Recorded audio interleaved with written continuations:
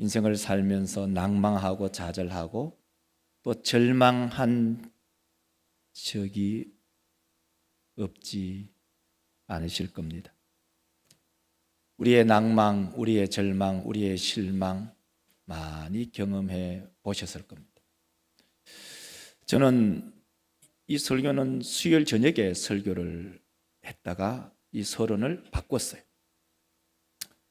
수요일 날 이번 지난주 한 주간이죠. 지난주 한 주간에는 많은 일들이 짧은 한 주간이지만 아주 큰 일들을 경험했어요. 그 한 주 전이 4월 8일이 우리 교회에서 노회를 했고, 노회를 하면서 결의한 바가 뭐냐면 육동교회 사모님이 복망암으로 계셨어요. 그래서 우리 노회가 다시 말해서 우리 각 교회에서 내는 전체 예산의 0.75%를 우리 상회비로 내요. 노회에. 그리고 그 노회에 내는 상회비의 일부분에 300만 원을 지원하기로 노회가 결정했어요. 이 자리에서. 그것이 하율이었어요. 4월 8일. 그리고 여러 가지 그 노회 행정의 잡무를 보고 업무를 보고 주일을 지나고 월요일이 되었어요. 13일 다음 날 14일이 되겠죠. 14일이 되다 보니까 가만히 생각해 봤어요. 노회에서 결의한 그 치료비 지원금이 나갔는가? 그래서 회계 장로님께 전화를 드렸어요. 오후쯤에. 전화를 드려보니까 아직 그 치료비가 나가지 않았다고 하더라고요. 그래서 우리 노회 회계 장로님께 장로님 그 노회가 결정을 했으니 그 치료비를 집행해 주세요. 화요일 날 그 치료비를 집행했어요. 그런데 수요일 날 부고가 날아왔어요. 육동교회 사모님이 소천했다. 그리고 목요일 날 상문을 갔어요. 육동교회 목사님을 얼굴을 대면할 수가 없겠더라. 참 어떻게 보면은 한 다리 건너의 이웃교회 목사님이지만 참 마음이 무너지고 좌절되고 절망되고 이 세상에 무슨 소망이 있느냐. 고난주간 수요일에 그 일을 경험했어요. 그리고 난 이후에 토요일이 되었어요. 토요일 날 아침에 제가 함께하고 있는 그 목사님들의 그 모임, 매주 목요일 아침 7시가 되면 칠곡에 가요. 거기에는 그 셀 모임, 소그룹 모임이 있어요. 수년 동안 함께 모였던 목사님이 변명이 정확하게 말하면 다발성 골수종, 골수의 80%가 종양이래요. 그래서 지금 현재는 대구 가톨릭 병원에 계시고 3번 신경이 죽어서 말씀을 못해요. 한 달 전쯤에 저하고 통화를 했는데 그때는 목소리가 맑았어요. 시신경이 죽어서 마비가 되어서 한쪽 눈은 감을 수가 없대요. 그런데 반대로 한쪽 눈은 뜰 수가 없대요.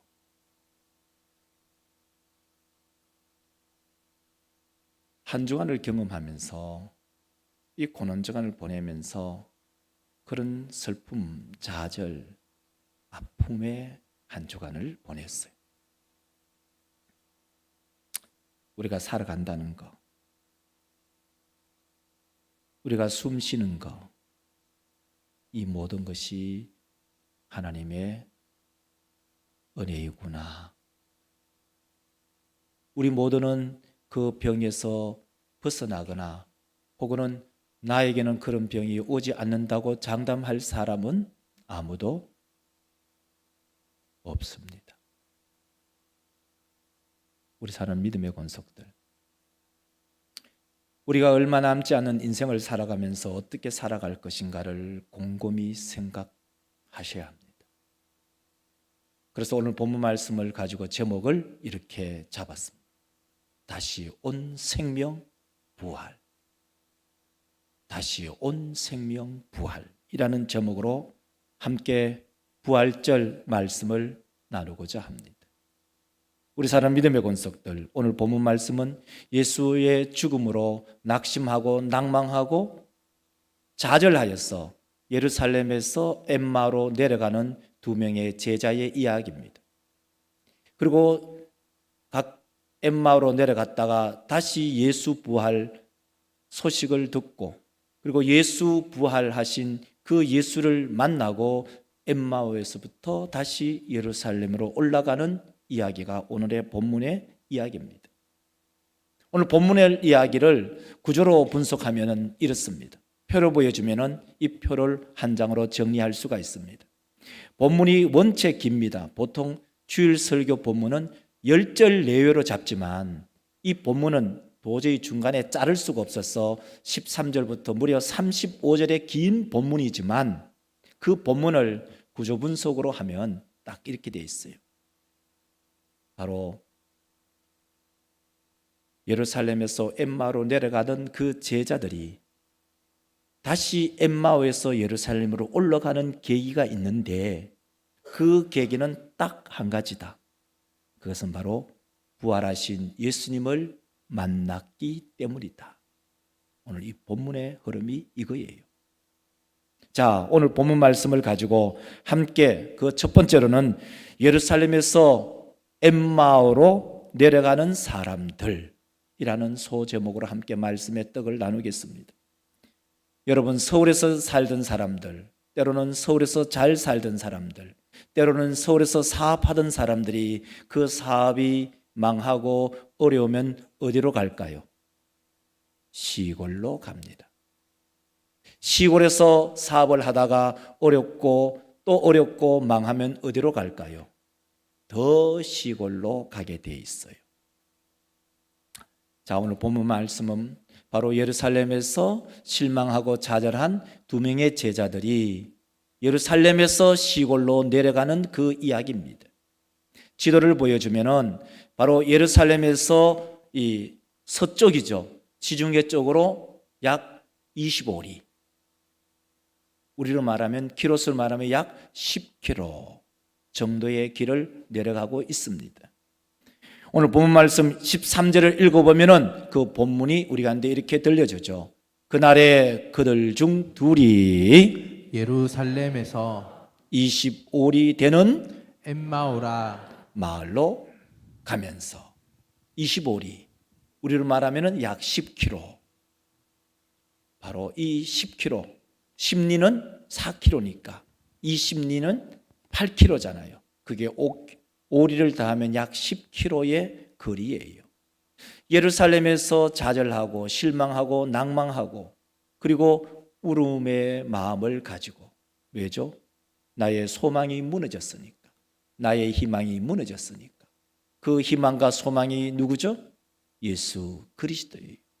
예수 그리스도는 나의 희망이었고 예수 그리스도는 나의 소망이었고 예수 그리스도는 나의 꿈이었어요. 근데 그 꿈이 무너지고 그 소망이 무너졌을 때 그들은 예루살렘에서 엠마오로 내려가고 있습니다. 우리 사람 믿음의 권속들. 그래서 19절을 보면은 이렇게 말합니다. 19절을 보면은 이르시되 무슨 일이냐 이르되 나사렛 예수의 일이니 그는 하나님과 모든 백성 앞에서 말과 일에 능하신 선지자 이거늘. 20절 보면은 우리 대제사장과 관리들이 사형 판결에 넘겨주어 십자가에 못 박았느니라. 바로 이 제자들의 마음속에 그리고 그들의 인생의 소망과 희망과 비전과 꿈은 예수 그리스도였어요. 근데 그 예수 그리스도가 십자가에 못 박혀 죽어버리니까 이 제자들의 꿈과 소망과 비전은 사라져버린 거예요. 그러니 수도인 예루살렘에서 시골인 엠마오로 내려갑니다. 오늘 본문 말씀 19절에 보면은 이렇게 말하죠. 바로 말과 일에 능하신 선지자라고 말합니다. 말과 일에 능하신 선지자, 그가 누군가? 바로 나사렛 예수입니다. 말과 일에 능하신 그 선지자가 이미 죽어버렸습니다. 죽었으니 희망도 소망도 없는 것입니다. 그러면 일과 그리고 그 말이란 것은 무엇인가? 그 말은 예수의 가르침이었고 이런 곧 예수의 사역, 예수의 능력의 사역을 말합니다. 근데 예수의 가르침과 예수의 사역의 그 능력이 죽음으로써 모든 것이 끝이 나 버렸습니다. 예수 그리스도를 죽인 자들이 누굴까요? 바로 대제사장과 관리와 장로들이었습니다. 그러니 이들에게는 소망도 꿈도 희망도 없으니 낙향하는 걸음을 터벅터벅 걸어가고 있습니다. 그들의 마음을 17절에는 이렇게 표현하고 있습니다. 예수께서 이르시되 너희가 길 가면서 서로 주고받고 하는 이야기가 무엇이냐 하시니 두 사람이 슬픈 빛을 띠고 머물러 서더라. 두 사람의 마음은 슬픕니다. 그 마음은 좌절의 마음이고 그 마음은 꿈이 사라진 마음입니다. 사랑하는 믿음의 권속들이요, 예수를 믿다가 실망한 적 없나요? 교회를 다니다가 혹시 실망한 적이 없나요? 예수를 믿다가 혹시 낭망한 적은 없나요? 아니면은 예수를 믿는 사람들을 보면서 혹시 실망하고 낭망하고 좌절한 적은 없나요? 그 범주를 좀 더 줄인다면 교회를 다니면서 혹시 실망하고 낭망한 적은 없나요? 교회를 다니면서 목사를 보면서 혹시 실망하고 낭망하고 좌절한 적은 없나요? 아니, 혹시 우리 장로님들을 보면서 혹시 실망하고 낭망하고 좌절한 적은 없나요?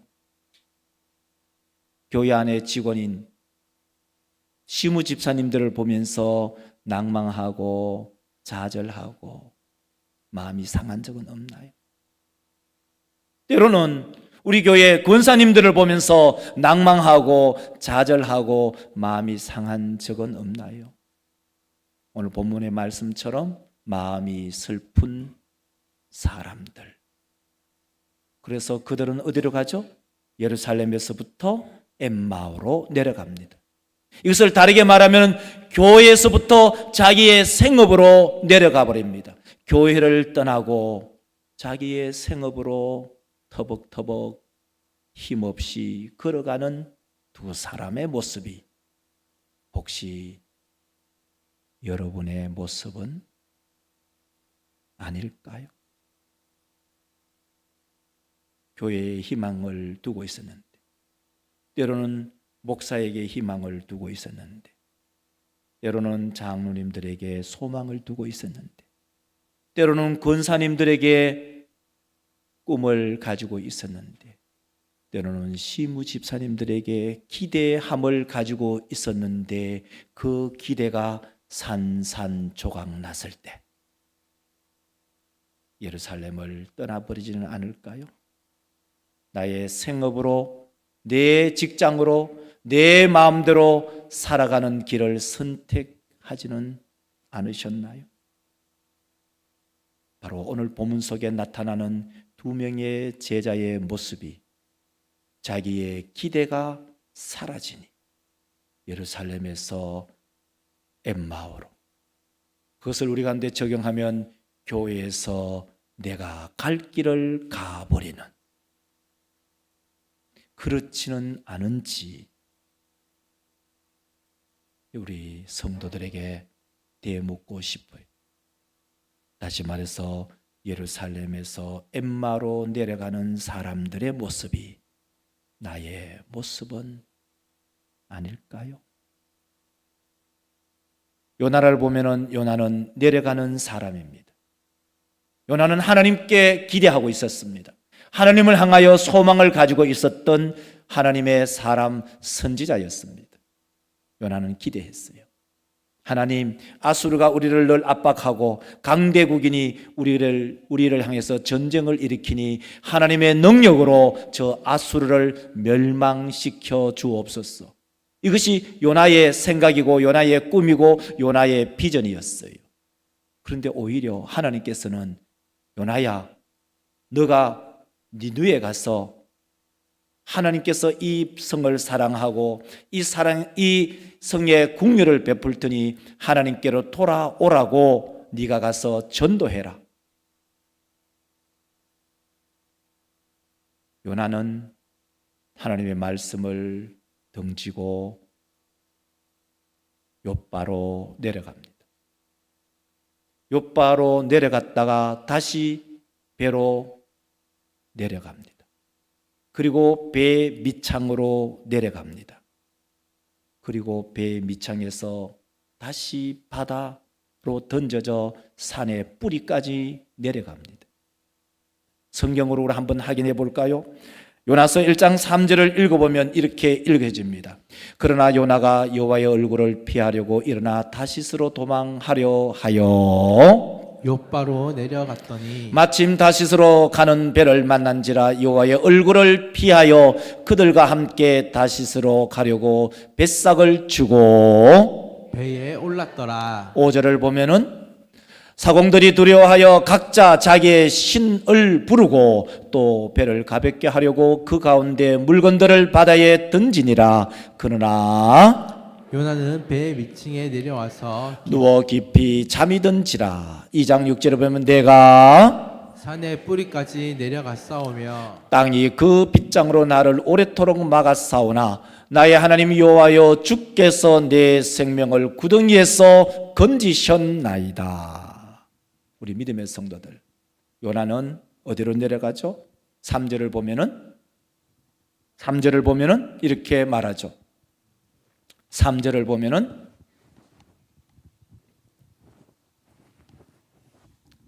(1장 3절을) 보면 보세요.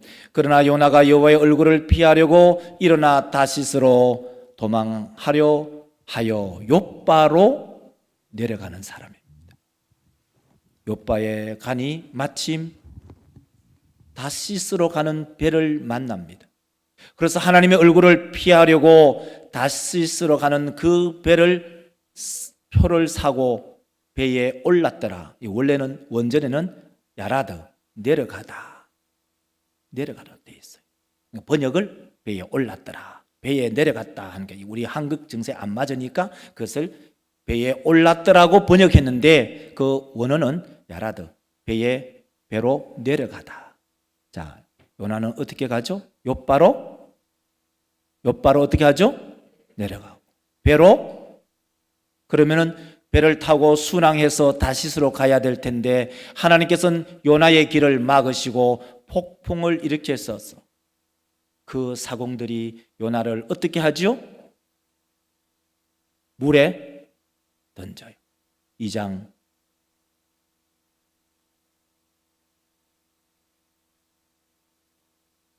1장 5절 한번 보세요. 1장 5절 보세요. 자, 배를 타고 어디 가느냐? 요나는 배 밑층으로 내려가요. 요나는 욥바로 내려가고 배에 내려가고 그리고 폭풍이 불든지 무슨 상관 안 하고 배 밑층으로 내려가요. 배 밑층으로 내려간 그 요나를 끄집어내어서 그 사공들은 바다 속으로 집어 던져버려요. 그랬더니 요나가 어디까지 내려가느냐? 2장 6절을 보면은 산의 뿌리까지 어떻게 하죠? 내려가요. 산의 뿌리까지 내려갔다는 말은 죽음의 자리에 도달했다는 말이에요. 우리 사랑하는 믿음의 권속들, 우리는 내려가는 신앙, 더 내려가는 신앙, 내려가는 신앙, 그런 사람이 한 사람도 없으시기를 주의 이름으로 축원합니다. 두 번째로, 엠마오에서 예루살렘으로 올라가는 사람들이 있습니다. 오늘 본문 말씀을 보면 반전이 일어나죠. 바로 예루살렘에서 엠마오로 내려가던 그 두 명의 제자들은 급선회합니다. 33절을 보면은 이렇게 말합니다. 곧 그때로 일어나 예루살렘에 돌아가 보니 글로바와 다른 친구는 왜 엠마오에서 예루살렘으로 다시 올라갑니까? 그 올라가는 이유가 무엇입니까? 그 이유는 바로 16절과 31절을 비교해 보면 알 수가 있습니다. 그들의 눈이 가리어져서 그인 줄 알아보지 못하거늘 31절을 읽겠습니다. 그들의 눈이 밝아져 그인 줄 알아보더니 예수는 그들에게 보이지 아니하시는지라. 예수께서는 부활하셔서 엠마오로 내려가는 글로바와 함께 동행하는 그 동료들에게 함께 동행을 하고 있음에도 불구하고 제자들은 예수를 볼 수가 없었어요. 16절 말씀에 의하면은 그들이 예수를 알아보지 못합니다. 그들의 눈이 가리어졌어 예수인 줄 보지 못합니다. 그러다가 예수 부활하신 모습을 보게 됩니다. 바로 31절이 바로 그 말씀이죠. 그들의 눈이 밝아져서 그인 줄 알았더라. 그러면 어떻게 그들의 눈이 가리워졌다가 그들의 눈이 밝아졌을까? 그 이유가 무엇일까? 그 이유는 두 가지입니다.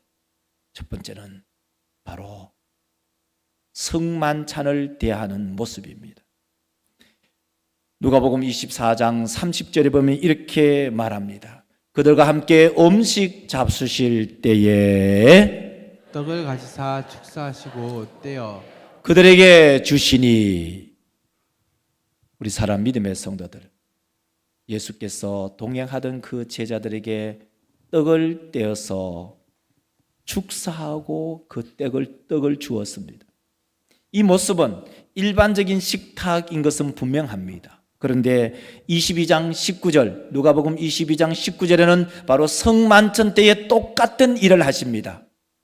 한번 보세요. 또 감사기도 하시고 떼어 그들에게 주시며 이르시되 이것은 너희를 위하여 주는 내 몸이라 너희가 이를 행하여 나를 기념하라 하시고. 다시 이 본문 말씀 30절을 읽으면은 이 본문을 비교할 수가 있어요.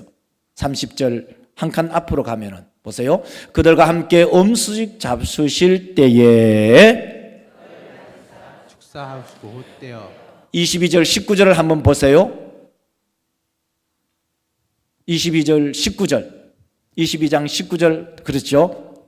또 떡을 가져가사 또 하시고 떼어 22장은 성만찬을 하시는 것이고 오늘 본문의 말씀은 떡을 떼서 축사하시고 제자들에게 주는 이야기입니다. 결국 주의 몸을 대할 때, 주님의 떡을 대할 때 부활하신 주님을 보는 것입니다. 우리 사랑하는 믿음의 권속들, 부활하신 주님을 만나면 세상으로 향하던 그 발걸음을 예루살렘으로, 교회로 옮깁니다. 부활하신 주님을 만나면 우리가 우리의 인생길을 걸어가다가도 부활하신 주님을 만나면 주님과 함께 동행을 합니다. 부활하신 주님을 만나 주님과 함께 동행하는 우리 믿음의 성도들이 되시기를 주의 이름으로 축원합니다. 눈이 가리워졌던 이 제자들이 다시 어떻게 눈이 밝아질까요? 그것은 두 번째로 주께서 성경을 해석해 줄 때입니다. 32절 말씀을 읽어보면 이렇습니다. 그들이 서로 말하되 길에서 우리에게 말씀하시고 우리에게 성경을 풀어 주실 때에 우리 속에서 마음이 뜨겁지 아니하더냐 하고, 무슨 말이죠? 주께서 성경을 해석해 주실 때, 이걸 다르게 얘기할까요? 설교를 들을 때, 하나님의 말씀을 들을 때 부활의 주님을 만났습니다. 우리 사람 믿음의 성도들, 눈이 가리워졌던 사람이 눈이 뜬 두 가지의 계기가 있었어요. 그 계기는 성만찬을 기억할 때, 또 하나는 주께서 성경을 해석해 줄 때 우리의 영안이 열립니다.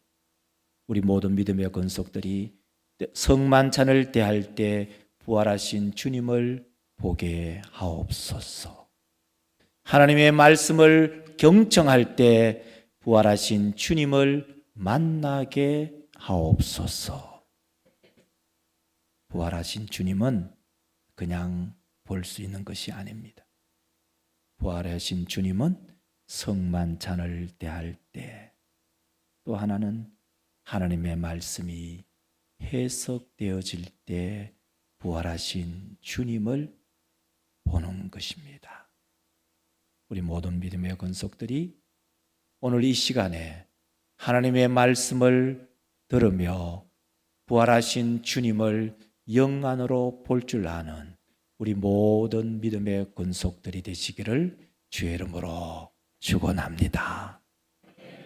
기도하겠습니다. 거룩하신 하나님, 우리 모든 믿음의 권속들이 주의 전에 올라와 부활하신 주님